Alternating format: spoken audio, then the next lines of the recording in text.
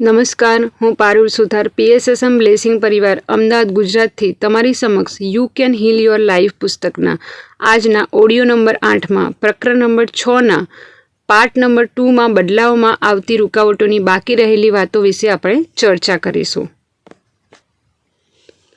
વલણોનું સાતત્ય આપણી જરૂરિયાતોને દર્શાવે છે.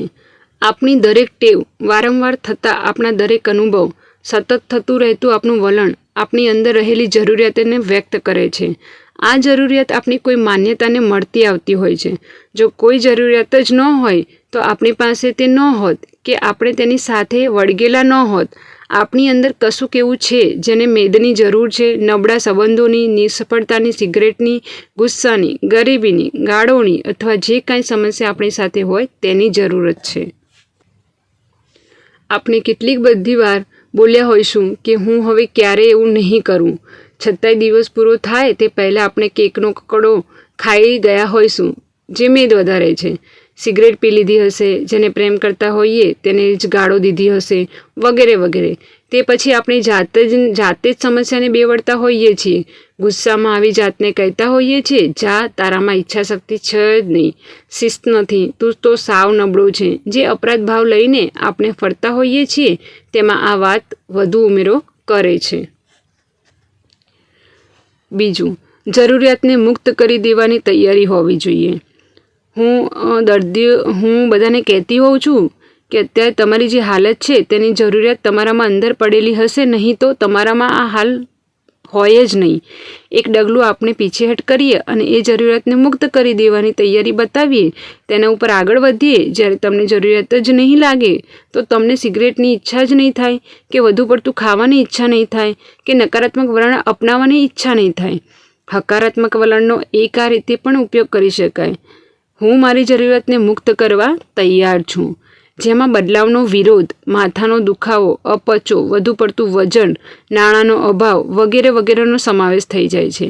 તમે જ બોલો, હું મારી જરૂરિયાતને, અહીં તમારી જે જરૂરિયાત હોય એને બોલવાનું છે, મુક્ત કરવા તૈયાર છું. આ તબક્કે જો તમે વિરોધાભાવ દર્શાવો તો બીજા હકારાત્મક વલણ કામ કરી શકશે નહીં. આપણી આજુબાજુ જે જાળાઓ આપણે ઊભા કર્યા છે તેને દૂર કરવા જ રહ્યા. દોરી વીંટળાયેલા દડાને ઉકેલવાનો તમે પ્રયત્ન કર્યો જ હશે.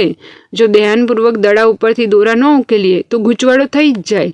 તમારે બહુ જ શાંતિ અને ધીરજથી ગાંઠો ઉકેલવી પડે.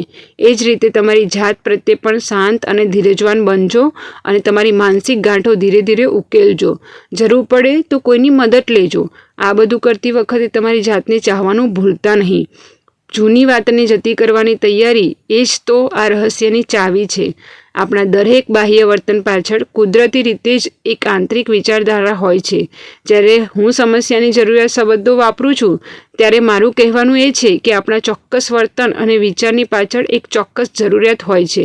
ફક્ત બાહ્ય વર્તન સામે લડવાની તો સમય અને શક્તિ બંને બરબાદ થશે અને સમસ્યાને વધુ વકરાવશે. સ્વયોગ્યતા ઘણા દરવાજાઓ ખોલી નાખે છે. એક સ્ત્રી જે 79 યર્સની હતી, તેણે સંગીત શીખવતી હતી અને તેણીના ઘણા વિદ્યાર્થીઓ ટેલિવિઝનની જાહેરાતોમાં દેતા હતા. તેણી પણ એ કામ કરવા માગતી હતી, પરંતુ તે ડરતી હતી. તેણીને સંપૂર્ણ ટેકો આપીને સમજાવવામાં આવ્યું કે જો તારા સમાન આ જગતમાં કોઈ નથી, તું જેવી છે તેવી રજૂ થશે. વધુમાં કહેવામાં આવ્યું કે મજા ખાતર એ કામ કરજે. તારે જે રજૂ કરવાનું છે તે જોવા માટે આ વિશ્વમાં ઘણા લોકો છે. તેઓને ખબર પડવા દે કે તું આ જગતમાં છે. તે પછી તેણીએ ઘણા એજન્ટો અને આવું કામ કરનારા આપનારા ડિરેક્ટરોનો સંપર્ક સાધ્યો અને હિંમતભેર કહ્યું કે હું વરિષ્ઠ નાગરિક છું અને મારે જાહેરાતોમાં કામ કરવું છે. થોડા જ સમયમાં તેને કામ મળી ગયું અને પછી તે તેણીનું પાછું વળીને જોયું નથી. એટલે કે નવી કારકિર્દી ગમે તે ઉંમરે શરૂ થઈ શકે છે જો તમે આનંદ ખાતર કરતા હોવ તો. પોતાની ટીકા તદ્દન નકામી વાત છે. એ તો ઢીલ અને આળસને વધારશે. આપણી માનસિક શક્તિ તો ત્યાં ઠાલવી દેવી જોઈએ જ્યાં જૂના વિચારો દૂર કરી નવી વિચારધારા પેદા કરી શકાય. બોલો, હું નકામો છું એ વાત ભૂલવાને માટે હું તૈયાર છું. જીવનની દરેક શ્રેષ્ઠ બાબત માટે હું યોગ્ય છું અને પ્રેમપૂર્વક આ વાતનો હું સ્વીકાર કરું છું. થોડા દિવસ હું આ રીતે હકારાત્મક વાતો ફરીને કરીશ એટલે વાતને મુલતવી રાખવાનું મારું બાહ્ય વલણ આપોઆપ દૂર થઈ જશે. સ્વયોગ્યતાનું વલણ જ્યાં હું આંતરિક રીતે વિકસાવીશ તો મારું સારું થવામાં ઢીલ પેદા નહીં થાય. હવે તમે જોઈ શકશો કે આ વાત તમે તમારી નકારાત્મક ધારણા કે બાહ્ય વર્તનને કઈ રીતે લાગુ પાડી શકો છો. જો આંતરિક માન્યતાઓ દ્રઢ થઈ ગયું હશે તો તમે ગમે તેટલો સમય કે શક્તિનો વાપરશો તો પણ તે નહીં બદલાય. માટે એ માન્યતાઓને બદલી નાખો. તમે આ આખી વાતને કઈ રીતે લો છો અથવા અત્યારે કયા વિષયની આપણે વાત કરી રહ્યા છીએ તે બધા કરતાં મુખ્ય વાત એ છે કે વિચારોની અને વિચારો બદલી શકાય છે.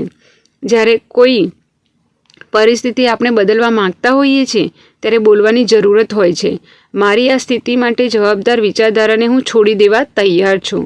જ્યારે પણ તમારી બીમારી કે સમસ્યા વિશે તમે વિચાર કરો ત્યારે આ બોલો છો એટલે તમે મુક્તિ તરફ આગળ વધો છો. હવે તમે નિસહાય નથી રહ્યા, તમે તમારી શક્તિને જાણતા થયા છો. તમે કહો છો આ બધું મેં ઊભું કર્યું હતું, તેની મને હવે સમજ પડે છે. હવે હું મારી શક્તિને પાછી મેળવું છું. હું મારા અને જૂના વિચારોને છોડી દઈશ અને ભૂલી જઈશ. સ્વનિંદા. નકારાત્મક કે સકારાત્મક બધા જ આપણા વલણો આપણે સૌએ આપણે 3 વર્ષના થઈએ ત્યાં સુધીમાં સ્વીકારી લીધા હોય છે. એ પછીના આપણા અનુભવો જીવનના એ 3 વર્ષના તબક્કામાં આપણે જે સ્વીકાર્યું અને માન્યું તેના ઉપર આધારિત હોય છે. આપણે જ્યારે નાના બાળક હતા ત્યારે આપણી સાથે જે પ્રકારે વર્તાવ થયો હતો તેવો જ વર્તાવ આપણે અત્યારે આપણી જાત સાથે કરતા હોઈએ છીએ. તમે જે વ્યક્તિને ઠપકો આપી રહ્યા છો તે તો તમારી અંદર રહેલું 3 વર્ષનું બાળક છે. જો તમે એવી વ્યક્તિ છો જે ક્રોધ અને ડરના લીધે પોતાની જાતને ઠપકો આપે છે તો તમારી જાતને 3 વર્ષના હો તે રીતે જુઓ. ઉદાહરણ તરીકે તમારી સામે 3 વર્ષનું એક બાળક ઊભું છે જેને કોઈ વાતનો ડર લાગી રહ્યો છે, તો તમે શું કરશો? શું તમે તેના ઉપર ગુસ્સે થશો કે પછી તેને 2 હાથમાં લઈ સાંત્વના આપશો? જ્યારે તમે બાળક હતા ત્યારે તમારી આજુબાજુના મોટા લોકોને કેવી રીતે સાંત્વના આપવી તે કદાચ નહોતું આવડતું. હવે તમે મોટા થઈ ગયા છો અને તમારી અંદર રહેલા બાળકને જો તમે સાંત્વના નહીં આપો તો તેના જેવી કરુણા કઈ હોઈ શકે? ભૂતકાળમાં જે કંઈ બન્યું તે પતી ગયું છે અને વીતી ગયું છે. હવે તો વર્તમાન કાળ છે અને તમને તક મળી છે કે તમારી જાત સાથે કેવો વર્તાવ કરશો. ડરી ગયેલા બાળકને ઠપકો નહીં, સાંત્વના જોઈતી હોય છે. ઠપકો તમને વધારે ડરપોક બનાવશે અને તમે નિસહાય બની જશો. તમારી અંદર રહેલું બાળક જો અસલામતીને અનુભવશે તો ઘણી મુશ્કેલીઓ પેદા થશે.